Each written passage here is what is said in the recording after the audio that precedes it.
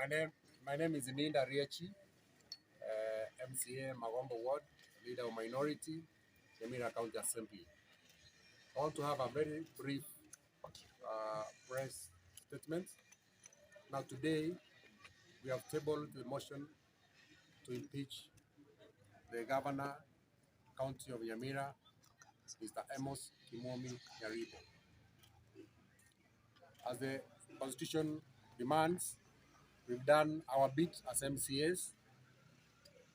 We've tabled the motion before the County Assembly, and now the document that details all the grounds for the impeachment is a public document now.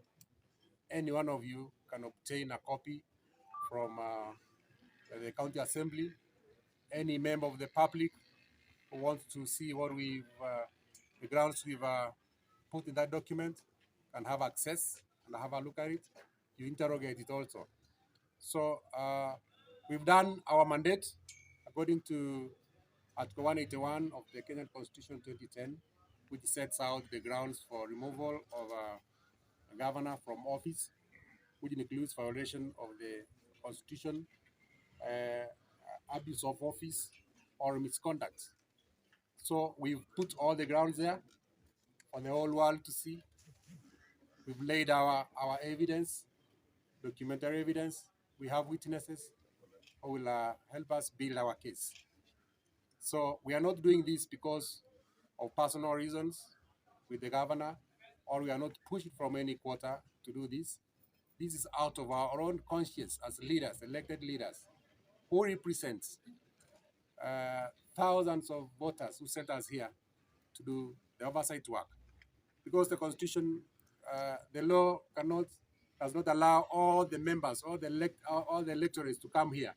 They've sent us here as their representatives, and we are doing this. Why are we doing this? We want Nyamira County to be the best county in this country. If there is anything that is going wrong, we must make noise. We must point it out, and we must tell the way it is. So we are not at personal war with anyone.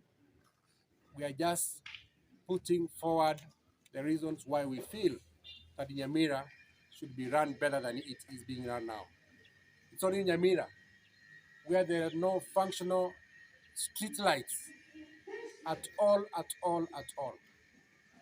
It's only in Nyamira where an ECD teacher is paid 25 million as a month as a special salary. It's only in Nyamira where we have a lot of things going on. So we want to push our case. Thank you so much. Thank you everyone for the support you've given us, for the moral support you've given us, and we confident that God is ahead of us. And we are doing this to make Nyamira better than we found it. Thank you.